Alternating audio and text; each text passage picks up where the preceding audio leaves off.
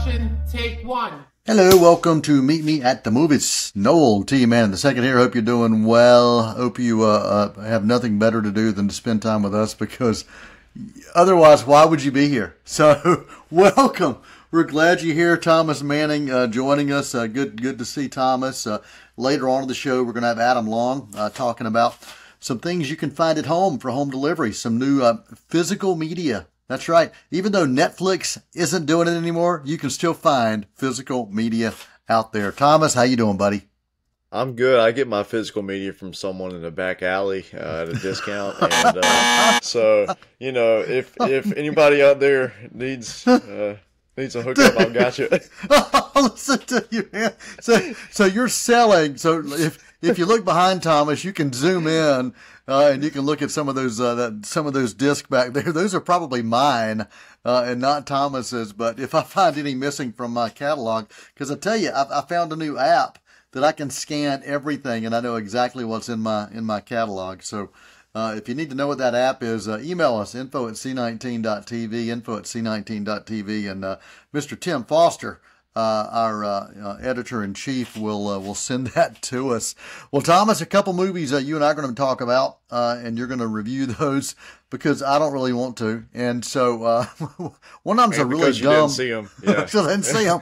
One of them's a really dumb movie, and then the other one it teaches us something about creation, which Douglas Davidson spent some good time talking about as well. So let's talk about Dumb Money, and I will say, I really enjoy these films that deal with the finances in the world and what happens with finances, especially when the kind of that David versus Goliath thing. And Dumb Money is one of those that you've been looking forward to for a while.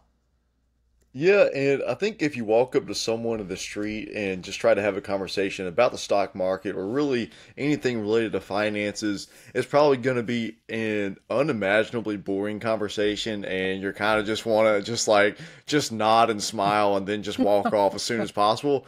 However, filmmakers continue to find ways to make stories like this, stories that are in the financial world, extremely cinematic and engaging. And they build just incredible tension around something as simple as spreadsheets and random numbers on computer screens, and they find a way to weave emotional narratives around those. Dumb Money, I think it kind of comes from the same school as something like The Big Short, directed by Adam McKay, or another kind of somewhere along the same lines, another example, Moneyball, starring Brad Pitt, which was, of course, written by Aaron Sorkin.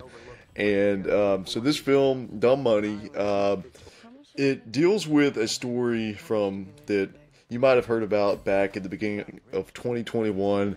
During that time, January 2021, there was a lot going on in our world and especially in our country.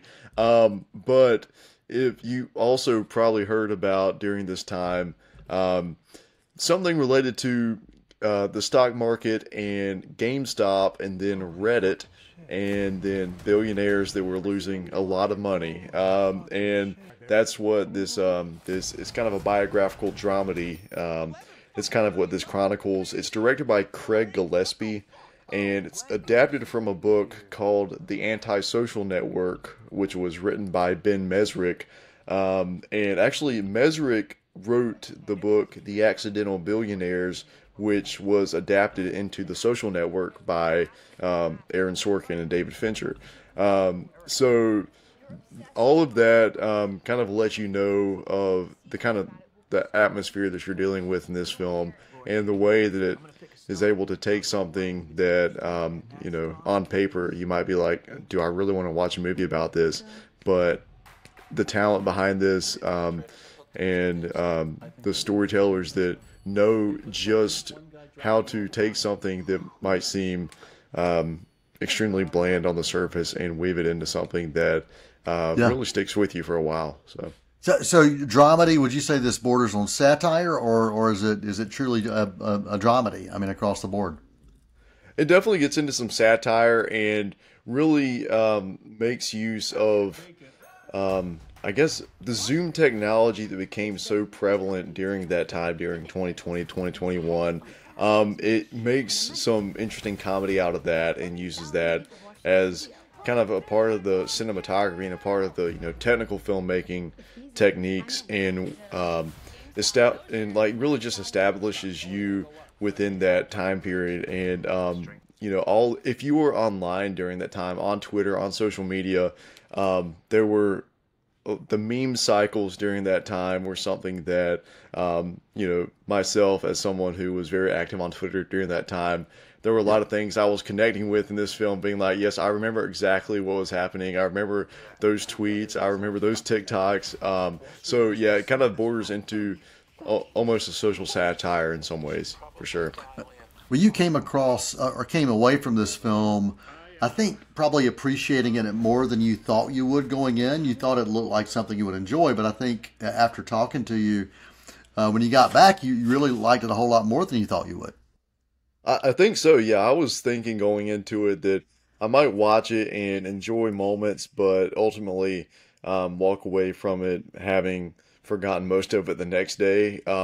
And I think a movie from a few years ago that I did have that reaction to, that kind of dealt within the financial world. There was a film called War Dogs with Miles Teller and Jonah Hill, and I kind of thought that this might be similar to that in the way that I watched it, had a decently entertaining time with it, but then just instantly forgot about it. But this, that's not the case with Dumb Money. I have found myself kind of reflecting on it, and reflecting on how impressive just crafting narrative suspense around whether or not these people on their phones pressed sell stock or, you know, hold stock. Like, and you know, I think that's a credit to director Craig Gillespie, but also the incredible cast. Paul Dano is the lead here, and then you get great supporting turns from Pete Davidson, Vincent D'Onofrio, and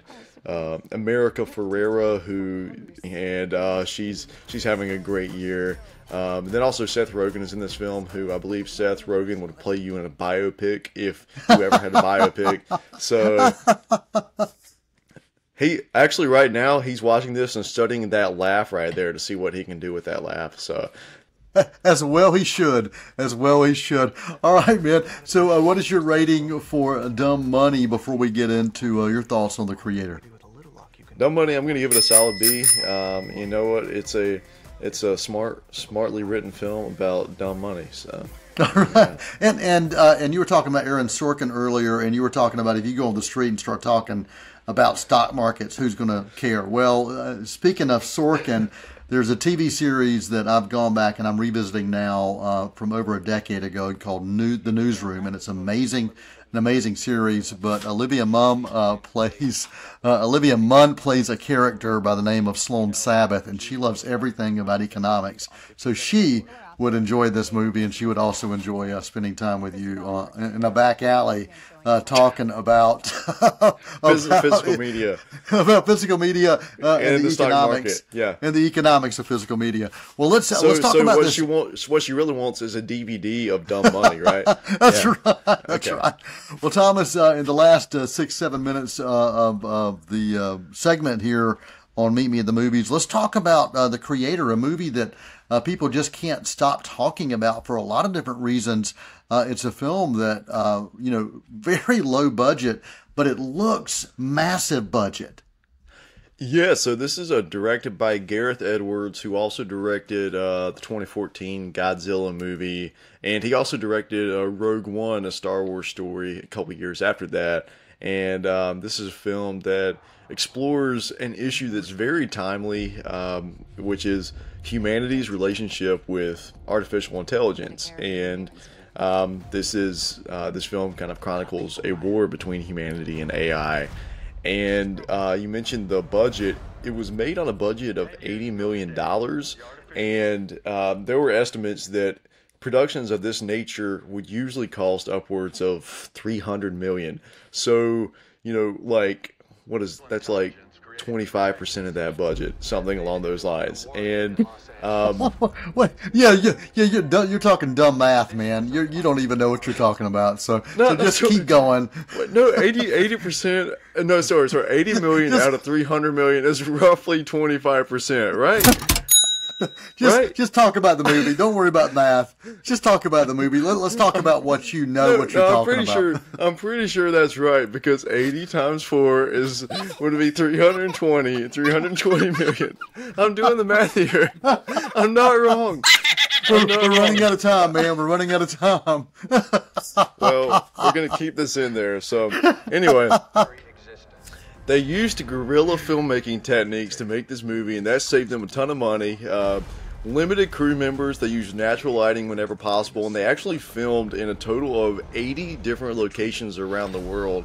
And they specifically sought out these locations that would fit the visual landscape of the environments they were looking for, because they didn't want to throw all that money into green screens or like the volume, which is the technology they used on The Mandalorian, those panoramic LED screens. They didn't want to do that, so they saved a ton of money. And also, the camera they used to shoot is it's the Sony FX3 camera, and that's this camera that you can just buy at Best Buy for like a few $1,000s.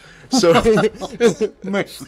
wow. And so I think a really interesting aspect of the stories that Gareth Edwards tells and the way he makes his films is that he uses guerrilla filmmaking methods to make movies that are about guerrilla warfare. Rogue One was very much about this, ragtag group of rebels that are banding together by any means necessary to take on the Empire. And this film,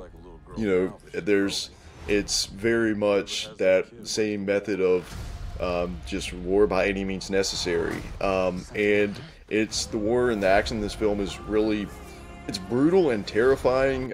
It's not glossy or romanticized action. It's just kind of makes you feel just icky about what you're watching. Some ways, it's not cool. And I think that was a really interesting thing to do action storytelling in a blockbuster. But I think that's something that we need to see. We need to see that violence shouldn't always be glamorized like that. And so I think I applaud Gareth Edwards for his approach to that in the film for sure. Awesome. And the cast you loved, the special effects, the cinematography, all of those things, the score, all of that really hit well for you as well. I know we've only got about 30 seconds before we need to go to a break. Any other comments you want to make sure you share before you give a rating for the creator? John David Washington, he really is a superstar, I think, and keep giving them films like this, between this or Tenet. I think he's a great blockbuster leading man, and I think for the creator, I'm going to give it a solid B. There were moments in the final act that I wasn't a fan of the way it wrapped up and the way it was edited for the last 30 minutes or so, but overall, quite pleased with the creator. And what's the runtime for this, Thomas? Do you know that right off? Like 134 minutes? 2 hours and 13 minutes, yeah. Okay.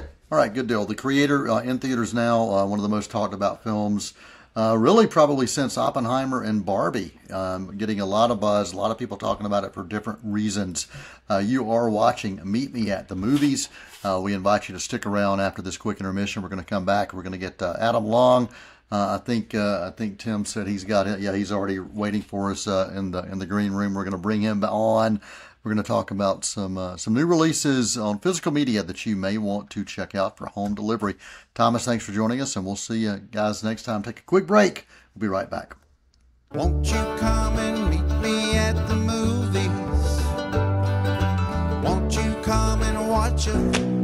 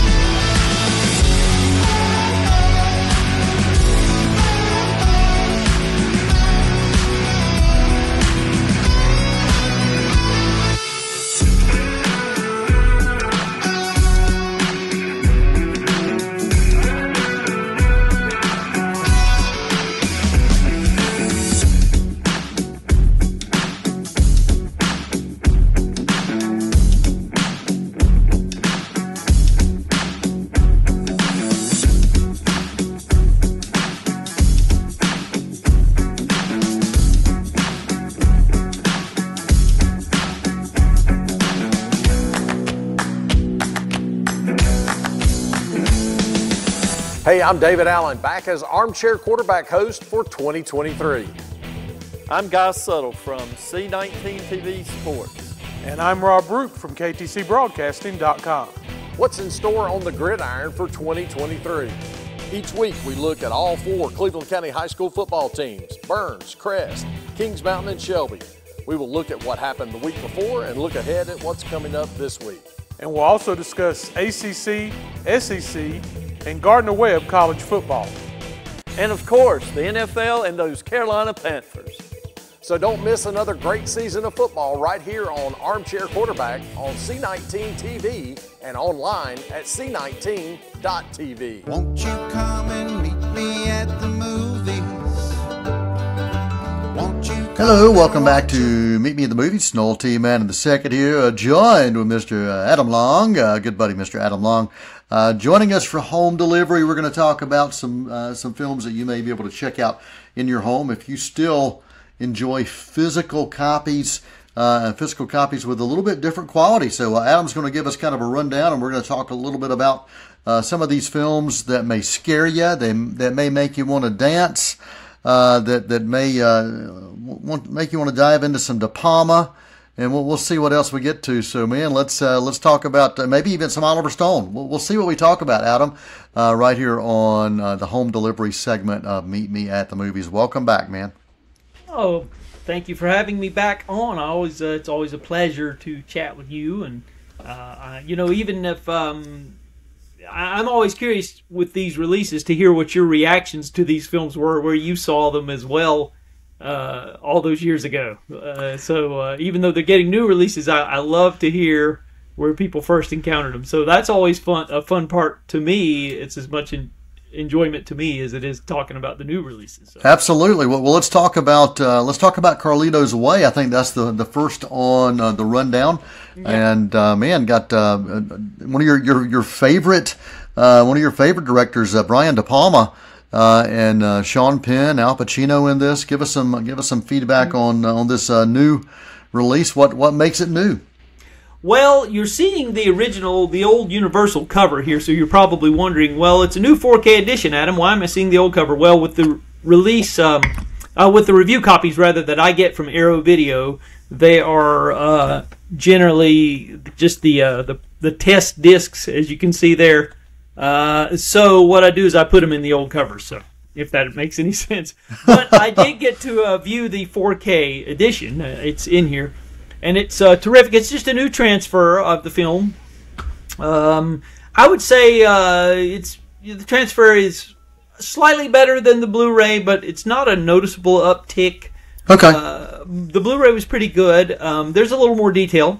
So you do get that, and you do get a few new extras as well. You get an interview with Bill Pankow, who was the editor of the film. He gives us, there's a new featurette with him discussing the editing of Carlito's Way, and all the legacy extras are included that were on this original Universal Blu-ray that we had years ago, and they're pretty good. De Palma goes back and he gives you his thoughts after all these years about the film, watching it from a more removed perspective, because when you're in the thick of making a movie, it's hard to be objective, and he's pretty objective about it, and he says that he's pretty proud of it as a general rule, with the way it looks at the time this interview was recorded or whatever. So anyway, there's a few legacy extras, a few new extras, but Arrow Video has done a good job. They're doing really good work with their 4K releases. They have a deal with Universal and Paramount, and so they're getting in there and doing some good stuff. And that's another one. So awesome, anyway. Carlito's Way, and that is available now. Yeah, did you see that in the theater when it came out? I did. Yeah, I was a fan of Sean Penn during this time, especially seeing his kind of just how he's just such a different actor than when I was first introduced to him in Fast Times at Ridgemont High, and to see the kinds of things that he was able to take on, and then as a director and a producer. So loved Sean Penn. Anything that I could find him in, and of course Pacino is Pacino, and then De Palma. Throw that together, just a great mix. And this was the second time Sean Penn worked with De Palma. Casualties of War, of course, being the first time, and so those are two Two excellent Absolutely. collaborations they did together there. So anyway, Absolutely. Yeah, let's talk some Oliver Stone, man. Yep. Well, a lot of his films are now getting, slowly but surely, I guess you would say, getting the 4K treatment. Natural Born Killers is the latest. I think he's got a pretty good working relationship with Shout and Scream Factory. They did Platoon, and they did his JFK documentary last year, which is terrific if you haven't seen it. There's two versions of it, a 2-hour version that ran on Showtime, a 4-hour version that I would recommend is the better one to see. But apparently he's got a good relationship with him, and it's just been announced that JFK is coming out as well on 4K from Shout Factory. But they have done this Natural Born Killers. It's a terrific new transfer, Dolby Atmos audio, Dolby Vision. It has been included. I don't think it's Dolby Atmos. I'm sorry. But it is the DTS Master Audio 5.1. But it's pretty impressive. It really is with the soundtrack, and this includes both the director's cut and the theatrical cut as well. Okay. And the director's cut has a few seconds of stuff that was going to get them an NC-17 rating. There's one scene where they put Tommy Lee Jones' head on a stake in the film. Spoiler alert. And that was originally trimmed. So Natural Born Killers has been upgraded, and they have taken this transfer from the original camera negative. They didn't know if the director's cut had if the camera negative survived, but apparently it did, and it looks really good. And there's so many different film stocks that are in use in this film. If you've seen it, they pulled out every cinematic trick in the book, and it really the 4K upgrade is definitely noticeably improved. So I would recommend getting the Natural Born Killers 4K if you're a fan of the film, as I am. I think you and I were spoiled because Oliver Stone was on a kick. I think it's one of the greatest 10-year runs of any filmmaker I've ever seen in my lifetime. And he was on a kick. I think we kind of took those films for granted that he would keep doing that. Yeah. That has not been the case, unfortunately. Yeah. I think he burned himself out. Yes, Stone was and is. I mean, he's an artist, and if you look at these films like Natural Born Killers, you look at JFK, which you and I both just absolutely love what he was able to do with that, especially from the editing and the cinematography and challenging the medium. And he did the same thing in Natural Born Killers, and so you can find the new release of that on physical medium as well, Natural Born Killers. Well, what else is on your list, Adam? You want to make sure you cover. You're going to go to something that's scary, or you're going to give us some music to dance to? What are we going to next, man? Well, let's go ahead and do something scary. We all right. The classic, of course. Oh man, The Exorcist, of course. Yeah, I really don't dig this cover art, I have to admit. Yeah. I got to tell you, I don't know what the people over at Warner Brothers are doing. It's their business, not mine. But considering Owen Roisman, the cinematographer for this film, spent 2 days lighting and shooting the iconic, the Father Marin with the light beaming down on him that became the poster image of the film. Right. And to jettison that for this. Yeah. It's just, I think that's a really bad move. But who am I? What do I know? What I will say about it is that this new edition is first time ever in 4K. You get the director's cut, you get the theatrical version, you get the legacy commentary by William Friedkin on both films, both versions of the film, I should say. And you get the introduction by William Friedkin. What you don't get, I want to stress this, is that if you have the old Blu-ray edition, and there was a collector's book, I think, years ago when they used to do the digibooks or whatever. Right. If you've got that, you better hold on to it because it has all of the extras on it on the physical disc. There are no extras on this at all. Wow. In order to get your extras, you have to download them from the digital code. Wow. So all you get's the movie, folks, and the commentary, and that's it.